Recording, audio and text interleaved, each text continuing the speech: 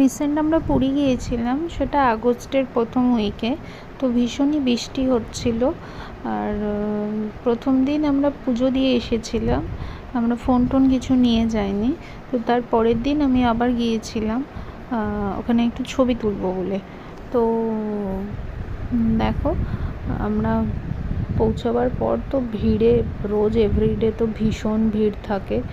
তারপরে অনেকক্ষণ ওখানে ছিলাম। তো যেদিন আমি ছবি তুলবো বলে গিয়েছিলাম সেদিন আর ভিতরে ঢুকিনি, আর বাইরে থেকেই ঘুরে ঘুরে চারিদিকটা ছবি টবি তুলে চলে এসেছিলাম। আসলে আমরা পুরী গেলে তো